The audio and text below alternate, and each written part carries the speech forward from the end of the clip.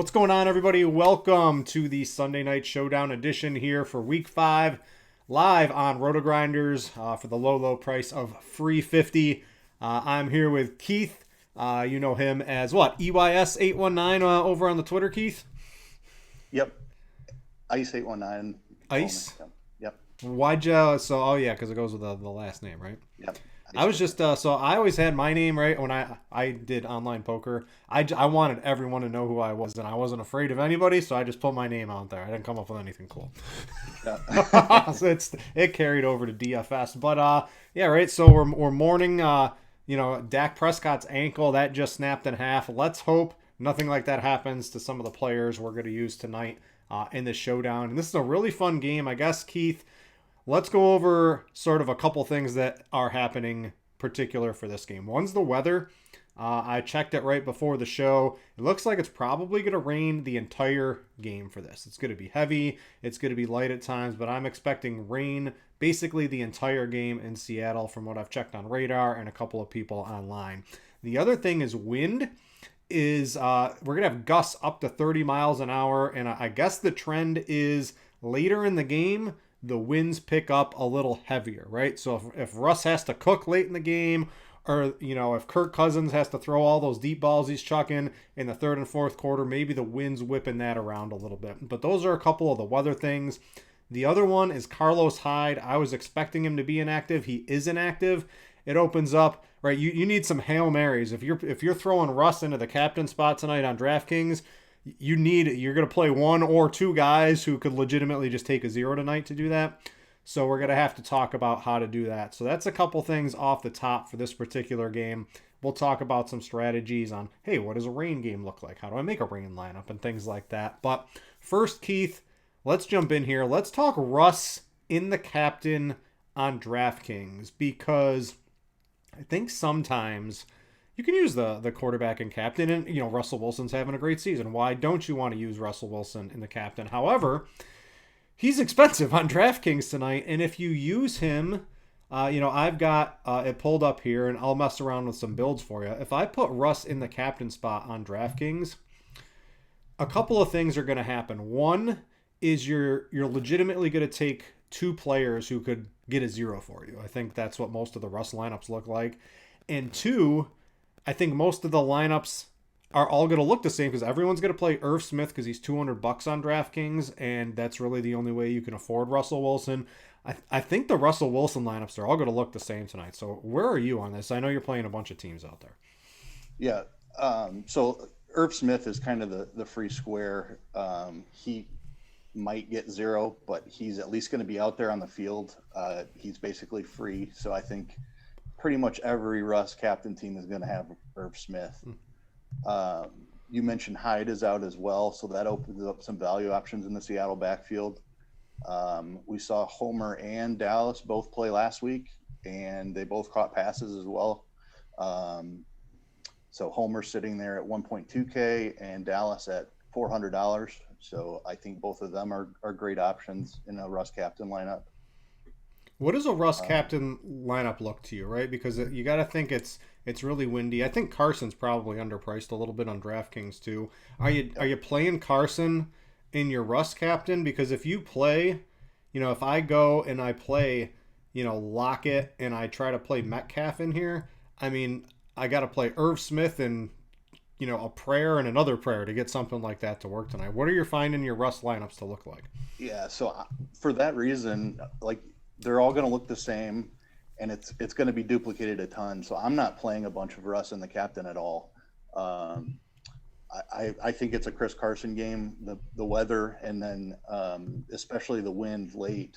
If they happen to be trailing where Russ has to throw, that the wind is really just going to hinder his production. So I'm not playing a lot of Russ in the captain. I really like Carson in the captain. Yeah, that's sort of what I was building too. I don't know if me and you were going to be the general trend of everybody out there, but I do the Carson lineups right now. You're playing maybe one guy that you're taking a prayer on in the rest of your lineups. While you're still able to play Russ, and you're able to play Jefferson or Thielen or Cook and things like that in those lineups. So I like Carson. Let's talk about the rain, right? I'm a little newer to Showdown. I've just started getting into it basically this season a little bit more. I've always been, I want the full slate of games, right? I'm old school DFS. I want as many games as possible, but you got to go with the times. And Showdown's so popular, right? You got to get into it. Let's pretend, right? The over under on this game was huge. I haven't looked what it's done in the last hour. I probably should go do that. I would imagine it's coming down from like 57 or whatever it was at. What does a rain game look like this? Because even if, I'd imagine the total, if it drops, it's not going to go below 50 or anything like that. They're still expecting a lot of points. How do you play a rain game tonight? I think it brings the defenses into play a lot more. The football's wet. It gets put on the ground a lot more. You're going to see more fumbles. Also, passing accuracy is affected slightly. Not so much with the rain, but when you add the wind element in there too, that really affects the passing game then. So I think both defenses are in play just for turnover equity. And then I like both sides of the running backs and multiple options on both sides too. I think we talked about Carson as probably our top play, and then I mentioned Homer and Dallas as secondary plays on the Minnesota side. I love Dalvin Cook; he's one of my favorite plays from Minnesota, and then I think Alexander Mattison is in play too. They get down there on the goal line. They like to give it to him to try to pound it in. So. Would you play Madison? You know, he has his own little standalone value. Would you play him and Cook in the same lineup? I think normally, like on a full slate, you never do that. But right. You know, he's gotten 7 and 8 rush attempts in each of the past 2 games. He's got a touchdown. He's got 4 and 2 targets. He's got 0 targets in 2 of the games. I think you can make a case to play him. I think on his own or even with Cook sometimes. Yeah, generally on showdowns, I'll make a rule where I won't have the main running back and the kind of the pass catching running back in the same lineup. But given our factors that we've talked about tonight, I think it is very viable tonight. Yeah, I would tend to agree with that. So if I put Carson and then I play like Delvin Cook and the Seahawks D, maybe hope for a sloppy game, I still got 8,000 something left on DraftKings, right? That's a lot of other good players I can jam in there. I could even make Russell Wilson fit into that. I could play Justin Jefferson or Lockett or in that type of lineup. Even in a sloppy game, you can sort of make something like that work. And I don't think this is the game to play like a defense or a kicker in the captain sloppiness type, right? I still think there's going to be points, so I would still lean to one of the position players and not try to get too cute in that spot, correct? Yes, I agree with that. All right. So that's a couple of that. And guys, we are I see the YouTube chat. It's an interactive show. If you guys have any questions, I got my eyes on it. Feel free to participate. I got control of the Rotogrinders account. They've left me in charge of it for the next 40 minutes. So if you got any questions, feel free to ping me in the YouTube chat. I'll be more than happy to sort of ask Keith any questions that you guys might have for either me or him. So that's a real quick overlook at maybe some of the captain plays. You gotta, I think Carson's probably my favorite. I do like Dalvin Cook quite a bit in the captain. I think he might he might be the best running back in the league. He hasn't gotten the targets. They've been throwing, Minnesota hasn't been throwing a lot. And when they have been throwing, they're going deep to Thielen and to Jefferson. And it's been working out pretty well for them. But I think in one of these games, Cook's eventually going to get 4 or 5 dump offs. I think this could be it, right? With the sloppy weather, with the wind. I think Carson and him are 2 of my favorite plays. What else are you really looking at the captain spot tonight? I don't mind Tyler Lockett. I think some of his short over the middle routes are still going to be effective in how they're going to need to move the ball in some poor weather. So I'm using a little bit of Lockett in the captain. But yeah, it's mainly Carson and Cook for me. Lockett, and I probably have maybe 5% DK Metcalf and 5% Adam Thielen. Mm-hmm. Barry, I won't say your last name, Barry. I see what you're trying to get me to say there. He wants to know about Kirk Cousins. What's your thoughts on him? Is he viable in any sense? Can you make a Kirk Cousins captain lineup, or is he more apt to be in sort of the flex spots? I just always worry the passing volume isn't there, but the depth of the ADOT, right? That's what the cool kids like to call it. And the touchdowns, the Thielen and Jefferson, and it's such a condensed target tree. In theory, right, I think at some point that might change, but it hasn't yet. Play the trend until you see otherwise, I think is the best way to do it sometimes in DFS. What are we doing with Captain Kirk? So I'm probably the most underweight of anyone on Kirk Cousins. I'm not playing him at all in the captain, and I'm significantly underweight in the flex. Um, I think it's a Cook and even Madison game. And like you said, with the condensed target tree, it's going to be pretty easy for one of the receivers to outscore him too. And then Anthony, I see you in chat. He wants to know about defenses today. Neither one of these defenses has been really good this year. Is there anyone in particular that stands out? Of course, the Seahawks, home favorites in the rain game. I think if this was 75 degrees and sunny, I don't even know if I could use too many defenses, but the rain has brought it into play. So where are you looking at for the defenses tonight? Yeah, it's Seattle that I'm playing more than anything, and like typically I don't play, especially in a 57 total or whatever. I think it's come down a couple points, but it was up at 57. I'm not generally going to play the defenses, but Seattle at home and favored in nasty weather. I mentioned the ball might get put on the ground a little bit more, so I think there'll be a few more turnovers than usual. I got the DK Sportsbook pulled up. It's at 54.5 right now, so it has come down a couple of points. And I mean, last year that would have been a huge total. This year it's like mediocre or anything like that. But I don't love the defenses. The Seahawks just, they have 6 sacks on the season. The Minnesota defense hasn't really been doing it. You're hoping for a wet ball, a couple of fumbles, a turnover. There's a little bit higher of a chance of that happening in the rain tonight. Again, if you are tuning in and you haven't watched, you haven't been paying attention, this game, it is supposed to basically rain the entire game, and the winds are going to pick up, especially later in the game, late third quarter, fourth quarter. We could have 30-mile-per-hour gusts and things like that. So the late game comeback might be able to be affected. One of these defense might be able to get an interception, a pick six, a couple of fumbles, something like that. The randomness of the NFL, you could see that tonight. And I'm with you. I would probably play... What is it for the extra $900 on DraftKings? That's in the captain, so it's only $600. Yep. I would play the Seahawks much more than the Vikings tonight. I think. You got any hail? I guess let's talk. We'll talk one more thing. DraftKings. We'll head over to FanDuel in just a second for you guys. What are we doing with Irv Smith tonight? Because he's the de facto. I need a cheap play. He plays, I don't know, about half the snaps. He just doesn't do anything. They're just not throwing the ball to tight ends this year outside of, a shot or two in the end zone. He's $200 on DraftKings. I'll pull up the Gridiron IQ. This is a premium feature here at Rotogrinders if you ever wanted to get access to it, and get all these cool little color-coded things. You got to get that through Rotogrinders Premium, but I'm cool enough to share it with you on the show here.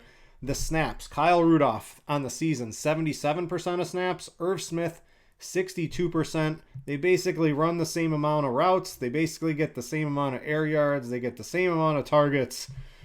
It's basically none in all the aforementioned categories.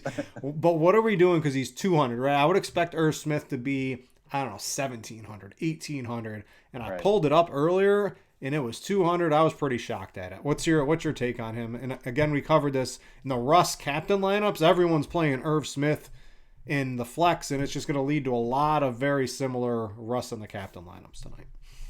Yeah, so I'm leaning underweight on Irv Smith. We've got him projected for about 23% right now.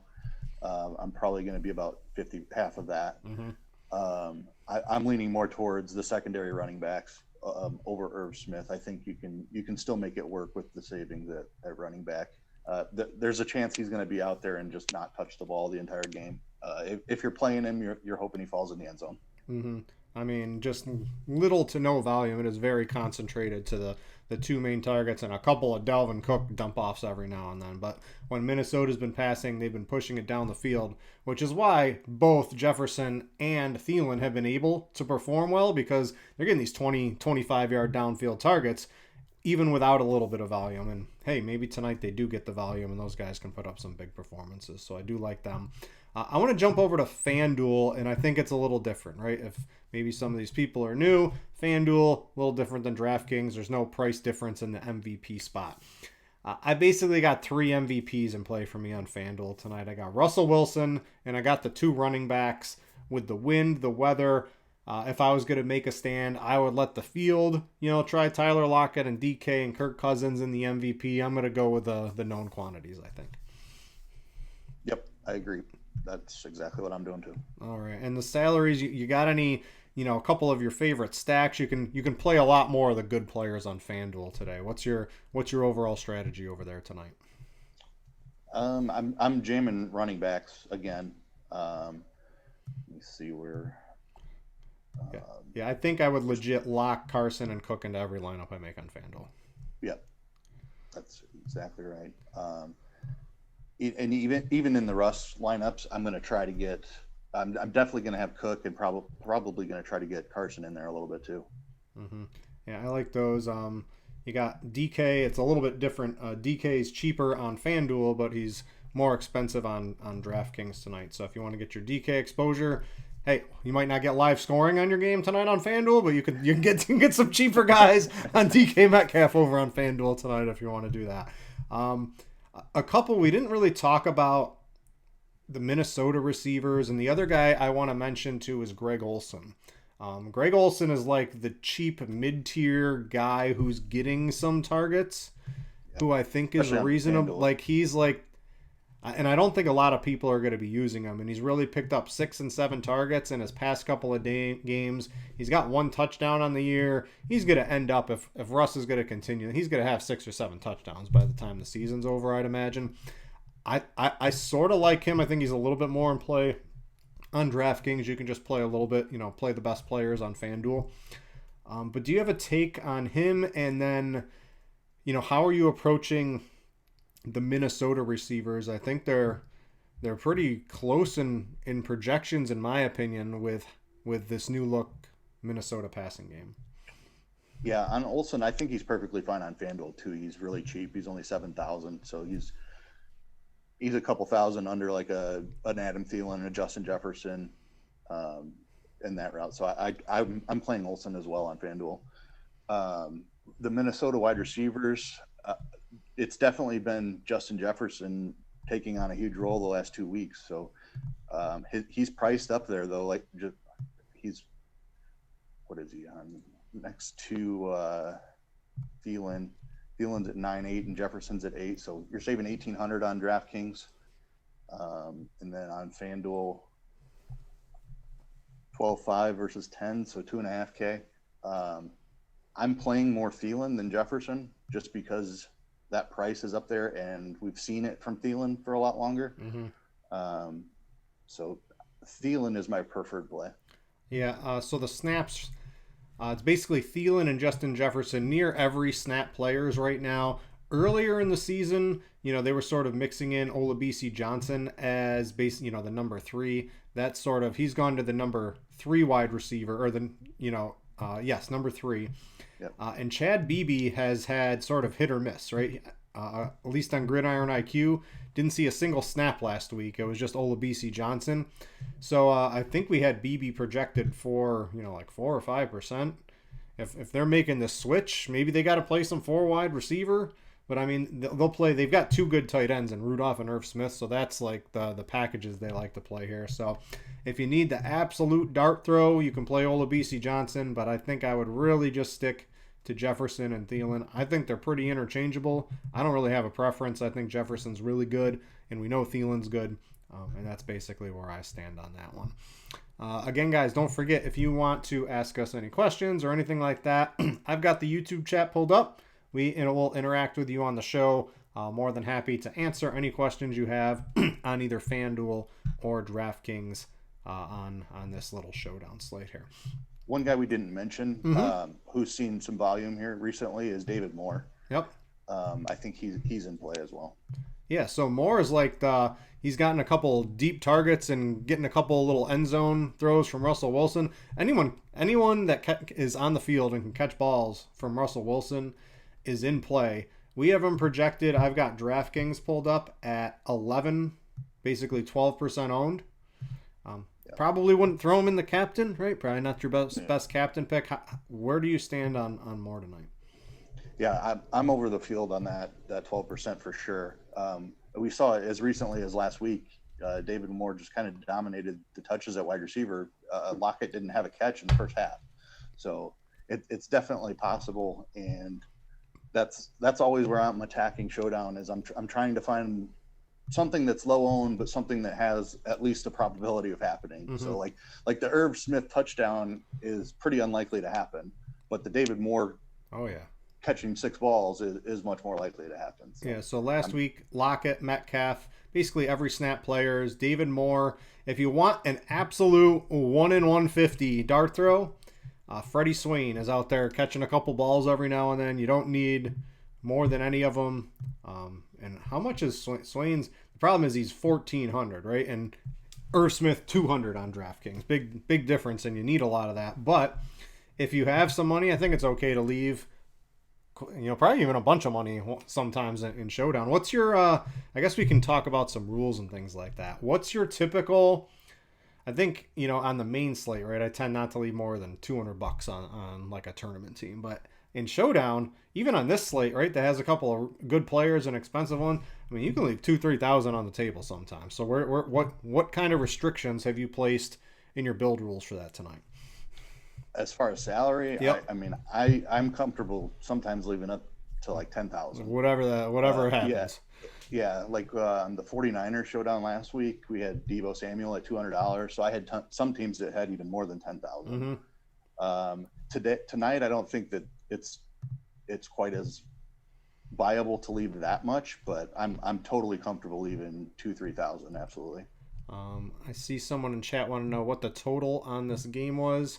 That was from Ochi Blue. Sorry if I mispronounced that. It was like 57 earlier in the week. It has come down, right? It's raining. It's gusts of up to 30 miles an hour tonight. So I checked. Let me just refresh. It was 54 and a half about a half hour ago. Let's see here. It is still 54 and a half on the DraftKings Sportsbook. I wouldn't be surprised if that drops another point or so as we get a little bit closer to the game, because it is going to be really rainy, really windy, and that typically people just sort of hammer the under in those particular occurrences leading up to the lock of the game. All right, so what else? What do you got for certain rules or anything like that tonight? Like if you're playing, I guess Kirk Cousins probably isn't the right one, but if you're playing Chris Carson and the captain, is there any specific, that's a lineup I like a lot tonight. Chris Carson to lead the thing in your captain. What's like a rule? Is there anything you can tie to that in other positions if Carson's your captain? So every showdown slate, there's generally a couple of rules that I'll just go in and build straight away. Usually I don't want to play the number one running back against each other, so I wouldn't play Cook and Carson generally in a lineup. I would do that tonight, no question. Tonight, absolutely. I did not do that rule tonight, but that's usually one of the rules that I make. And then another rule that I always make is the defenses. I don't ever want the two defenses in the same lineup, and I don't want an opposing kicker against the defense typically either. So I'll play the same kicker and defense from the same team, but I don't want opposing ones. So I generally build those rules. Tonight, if we see a sloppy game with weather, I think you could potentially have lineups where like Carson, Vikings D, Seahawks D could come into play. So I did not build those rules tonight either. Yeah, it's a little different when you start mixing, and we haven't had one of these little showdown slates with a lot of weather concerns yet. So, and two, what I consider pretty potent offense. I know Minnesota doesn't really have the record, but with Cook and some really good receivers, and I think Kirk Cousins is okay. They just need to throw the ball a little bit more and not run as much with Dalvin Cook. I think they'd have a little bit more success. But hey, we're not NFL head coaches, are we? Nope. Dave C, he wants to know about the kickers. They're coming in. Jason Myers for Seattle about 20% on DraftKings. Dan Bailey about 15%. Do you have a preference between the two? How are you using them in lineups? Do you have any, you mentioned you don't want the kickers in the defense, but I think if this game is really sloppy and the field just turns into a mess and it's like 15-10 game or something like that, probably won't be. But if something like that was to happen, the kickers in the defense could get in there. Probably, I don't think I'd play kickers in the captain tonight. No. Where do you stand on overall ownership percentages on them? The kickers are more expensive than both defenses. So I I'm pretty much even with the field on Myers, and I'm under on Bailey, and that's just my lean on the game. I think Seattle scores more points, so Myers is the guy I'm going to play more. But I'm underweight on both of them. I'd rather play defenses than kickers, and the win factors into that too. If we see 30-mile-an-hour winds, even if they line up for 4 or 5 field goals, he might miss 2 of them. So I'm underweight on kickers tonight. All right. Again, guys, feel free. See, there's a lot of you guys watching right now, so more than I think are usually tuning into these. So feel free to answer or ask some questions in the YouTube chat. We'll probably be on here, if I had to guess, somewhere between 7:40, 7:50 Eastern. We'll probably run out of things to talk about on a single game slate, but as long as you guys keep questions coming and things like that, we will keep the show rolling. What are you doing right at, if everyone's playing Irv Smith, nobody's going to play Kyle Rudolph tonight, right? Like, I think his ownership is at 13%, and I just think that, like, are you going to play $200 Irv Smith or $4,600 Kyle Rudolph? So I would take the real hard under on that ownership tonight. What do you think about him? You know, he's like he'll catch the 2-yard end zone touchdown, right? And he probably doesn't correlate too well with Dalvin Cook. You know, the big running back touchdown scores and the touchdown dependent tight end generally aren't players I want in the same lineup. I probably wouldn't play him with Cook, but I don't mind a dart throw on him, especially because I will take the over on this Irv Smith 23.3, just simply I know I could take the 0 on it, but the other 5 spots all look good.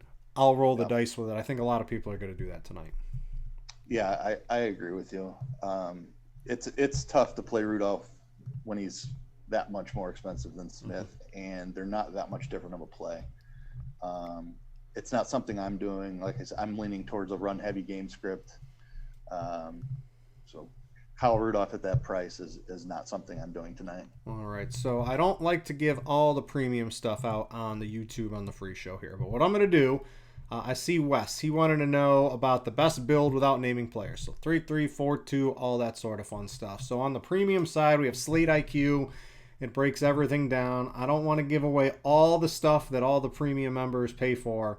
But in team allocation, we basically look at things like this game. What are other games that look like it? What do those lineups that win look like, right? That's basically what Slate IQ is. We have it for a lot of sports. It looks like tonight the 4-2 is probably the way to go. If you're just looking at terms of roster construction, 4 players from the winning team, 2 players. Oh wait, no, 2 players. 2 players from the winning team, 4 players from the losing team. Am I reading that correctly? I believe I am. So, so maybe two Seahawks and 4 Vikings. That's not what I was landing on my lineups today. That's not what I'm doing. What do you think of that? That's interesting. I think normally when a team is coming from behind, the quarterback's going to spread the ball out. You're going to see the running back catch passes. You're going to see several underneath routes to wide receivers and just trying to move the ball up and down the field quickly when a team is in comeback mode. So I think that's where kind of historical data is that's what it's catching. With the weather concerns and both of these teams being super run heavy, I'm playing it more as Seattle's gonna outscore them. So I want the touchdowns from Seattle, and then it's gonna be like Cook and Thielen coming back, trying to catch up, and hopefully we get a touchdown or 2 out of each of them. Yeah, I think if Cook and Thielen are your 2 Vikings, in theory, right? If you're playing off the Slate IQ stuff, and you're jamming in. Your problem is you got to have Irv Smith to get all the rest of this to work tonight is the problem. Yeah. If you're playing Russ and Carson, and I think that sort of makes sense tonight. But I was really, I hand built, I did the Peter Overzet, hand building. I don't know if you've been aware of that. He's the hand builder here at Rotogrinders. Yeah. But I made like 10 teams on each site, and at least on DraftKings, the one I wasn't landing on was probably this exact one that is, of course, the one that shows the most leverage. So maybe I'm a donkey. This is what Slate IQ's saying. So if you believe in Slate IQ, I think that's a good one. The other thing I want to go down to is we have captain ownership. It's not all the time in lineup HQ. So right here we have projected ownership for the captain. We have Dalvin Cook as the number 1 captain tonight. I think, I don't know. I was landing on a lot of Carson as the highest owned tonight. Who do you think is going to end up being the highest owned captain tonight? I think they're going to be competing. I do agree that two of the 3 highest owned are going to be running backs. But in my head, I had not looked at this while I was making teams. I was watching football and doing some other things. In my mind, I thought Carson for sure was going to be the highest owned captain tonight. It's definitely going to be Carson. He's cheaper and he's the home favorite. Carson is going to be more owned than Cook and the captain, without a doubt. Yeah, I would probably switch those around in my mind if I was doing something like that. What does a Dalvin Cook in the captain lineup look like tonight? Right. So if I go, you can't see my screen, but I have just put Dalvin Cook in captain. I like Dalvin Cook. I like Chris Carson quite a bit. And if you're over on FanDuel and you're making a whole bunch of lineups, I would probably include both of those in every single lineup I make over on FanDuel. But if I throw him at captain on DraftKings, I'm left with basically $7,000 left. If I add in Russell Wilson to that, right, I'm down to like $5,400. I'm just really scraping the barrel. I need Irv Smith. I need a couple crappy plays in there. How do you make a Dalvin Cook lineup that's different than everybody else tonight? Yeah, it definitely build it around your game script. Are you playing Dalvin Cook and the captain thinking that he's going to score points in a comeback situation where Seattle has taken the lead, or are you playing Dalvin Cook in the captain because he scored 2 touchdowns and the Vikings are playing from ahead? That kind of helps you fill out the rest of your lineup. So my script that I prefer tonight, I would have Cook and the captain as kind of the guy catching passes out of the backfield coming from behind. Now maybe he scored a touchdown in the first half and he's already looking good, and then the garbage time points are basically gravy. But so on most of my Cook teams, I have 4 Seahawks coming back in the flex. Mm-hmm. I'm going back to the YouTube chat. We got a couple questions in there. I see, let's see here. Where is this one? Kevin Anthony, is fading Cousins viable? I think yes. And you even had the stance. Off the top of my head, I maybe had like Cousins in 4 or 3 of the 10 that I made on probably both sites tonight. What's your take on Kirk Cousins?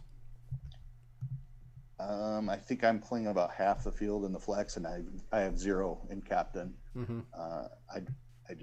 The Vikings like to run the ball. I don't see him throwing 3 or 4 touchdowns, especially with the weather. So, that's my biggest stance of the slate is I'm going to fade Kirk Cousins for the most part. Shadows wants to know. This is a different one. Can you play Taysom Hill 2-gamer at tight end? I gotta get playing these little 2, and we got Tuesday night football now too, so that's gonna be a fun time. Sure, yeah, I wouldn't get too crazy, right? If you're playing like a single entry, I don't know if I'd play Taysom Hill. But if you're playing a big MME tournament or something like that, you can get a little frisky. Yeah. How about is it? We saw Brandon Cooks. Is it Adam Troutman season? all the dudes that burned us last week, you got to play this week. They just go off this week. Josh Redfoot, he wants to know on FanDuel, is it okay to fade Carson? I'm usually okay fading just about anybody, but with Carlos Hyde out, with salary not really being a thing on FanDuel, I would probably tell you no, it is not okay to fade Carson tonight. I would play him in every lineup I make. Very risky. All right. Billy going. Which defense you like more on DraftKings? Seahawks. Let me just double check. I mean, I like the Seahawks too. Let me just see what the Minnesota defense has been up to. Nothing good, I don't think. They've given up a ton of points. I know that. Yeah, they're giving up points. to Houston, Tennessee, Green Bay. They're not really getting a bunch of sacks, not a lot of picks. But, I mean, there is a little bit of weather. I would prefer the Seahawks. I don't hate the Vikings. I generally wouldn't play defenses going up against a team that I really expect to put a whooping on them tonight. But with the weather, they're probably a little more in play than I would have said if it was 75 degrees and sunny. So that's probably my last take on that particular subject. Let's see here. Someone wants to know, with what happened to Dak today, do you think Seattle will be more careful with Russell? Absolutely not. Injuries are a part of NFL and things like that. And even when I think maybe we saw it today with Lamar Jackson a little bit. He didn't run as much, right? And I sort of fell for that trap. I played Lamar Jackson. I'm kicking myself in the butt right now for it. Yep. He said he needed to go to practice. He needed to play. Maybe he wasn't 100% today. But we knew that going in, that there was a possibility that maybe he wasn't 100%. There's nothing like that with Russell Wilson tonight, and Pete Carroll ain't going to care what happened to Dak Prescott. I can pretty much tell you that. Yep. Let's see. Darren, I'm trying to parse out what you're saying here. So he has Adam from Monday night. Is that Troutman? Wilson, DK, and Carson in my Sunday-Monday lineup. Should he swap any or all out with tomorrow's players due to weather? All right, so he wants to know, should he fade DK, Carson, Wilson for weather tonight to play guys from tomorrow night's game? I would. I mean, the total is still sitting at 54 in this game. There's going to be points scored. Mm-hmm. I definitely wouldn't fade Carson. Yeah, I wouldn't swap Carson. Yeah, I'm fine with DK. I'm fine with Wilson. I'm fine with Carson if they fit salary-wise, if you like them. Because of the weather, weird things happen in weather too, right? The defenders just slip and fall down, and DK Metcalf gets a wide-open 80-yard touchdown. Weird things happen in the weather. So while generally it makes the total a couple of points less, there's rain and wind games where 80 points get scored because that's what happens in the NFL. I'm not really changing too much of what I would do, and I think the Seahawks are probably the best plays on the 4 game. Although Kamara with Michael Thomas out, he's probably a must play if you're playing that little 2-game slate. Yeah. Anything else? Do you have any weird rules or something you threw in today a little different from what you normally would? I really don't. I'd say I have less rules today than I normally do. I'm only playing 3 Vikings in any lineup, which is the opposite of what Slate IQ is coming after you. Eric's going to find you. That's not usually I'll play at least 4 and sometimes even 5 from either side. But tonight I have a strong lead that Seattle's going to take care of business at home, and I haven't been impressed by what the Vikings have done. So I hope so. I got made fun of by a couple people here at Rotogrinders. I added Chiefs money line into a lot of the bets I made this week. That obviously didn't go good, but I had a couple. I got to see, did the Browns win? Someone tell me if the Browns won. I didn't see them. I got them at +2.5 earlier in the week, but I got a couple tickets with them with Seattle, so I need Seattle to win tonight too. So, the Chiefs money line has really ended up. I played the bets real fishy this week, I guess you can say. The big favorites have been almost free money in every single, and it basically was in every single game again this week, except for the Chiefs. So it's great until it doesn't work and you get bit by it once, then you stop doing it. So that's basically what I'm going to do on that one. Let's see. I don't really see too many more questions. If you guys have any, I'm going to give you about a minute and a half to get any of your questions in. If not, we're probably going to get out of here in just a minute. Again, a couple of quick things. If you're just tuning in late, right, there's weather in this game. If you weren't paying attention, it's going to rain all game. Could be light, it could be heavy. It's generally light, but it's going to be a wet game. It's going to be windy, and the wind's going to pick up as the game progresses. So if you want to factor weather into any of your builds, that should be what's going to be happening there. The Browns did win. Thumbs up there. I had that on the PFF show. That was one of my bets of the week, so I'm glad that one worked out. All right, Keith. I think I'm gonna call it a show here. You good? Go. I'm good. Ready to go make some tweaks. All right. I want to thank everyone for watching the show. This is free on YouTube. if you see lineup HQ, right, you see the ownership percentages. If you see gridiron IQ, where you basically get all your statistics. If you want to read Slate IQ and be donkeys like me and Keith and not play any 2-4 from the losing team game, maybe Seattle loses, right? Then your 2-4, then your 2-4 is looking good, right? Yeah. Then it's coming through if they lose. If you want access to all that stuff, you can get a Rotogrinders premium subscription. It's $39.99 a month. You get access to all this, all the sports, and more. It's really great.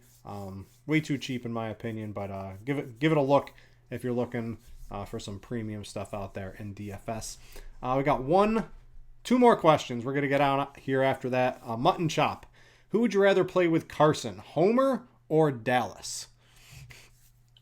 I would play Homer. I think Homer's probably going to play about, 15 to 25% of the snaps, and DJ Dallas might legit play like 5 snaps tonight. I'm looking at, two rushing attempts, 2 targets for Dallas last week. Homer had 4 attempts and 1 target. I have a bunch of both. Mm-hmm. Those are kind of my overweight stances. And Dallas is lower owned, so I have as much Dallas as I have Homer. Mm-hmm. And he's cheaper too. So I think I might lean a little bit toward Dallas on that just because of the ownership. I like Homer, but yeah, if the 800 gets you something else you like, I'm okay with that one. Any reason to fade the passing game tonight? Yeah, I mean, with weather, I think it's viable. I would say I'm underweight on it, definitely on the Vikings passing game, and I'm underweight on Metcalf as well. But Lockett, I'm at least even with the field. Yeah, Lockett. Because I like the routes that he runs better for this type of game. Mm-hmm. Cooks, right? This is the week. Everyone who burned you last week, now they're going to come out and put up boom games. So Tyler Lockett, jump on the bandwagon. I like him quite a bit in this one. All right, guys, we're going to get out of here. Keith, thanks for joining me on the show. Always fun hashing it out with you on the Showdown shows. We will be back here next week at 7 o'clock. Side note, my 40th birthday is next Sunday, Keith. So I may or may not be partaking in some alcoholic drinks next Sunday. Could be fun. Or I might be really hungover from whatever my wife has planned that we're doing on Saturday. But nice. Next Sunday happy birthday if I don't talk to you. I know you probably think I'm like 27 or something, but I'm much older than I look. But yeah, next Sunday will be my 40th birthday. Tune in, wish me a happy birthday, and we'll see you all same time, same place next week. Keith, it's been fun. Thanks to everyone for watching, and we out ya.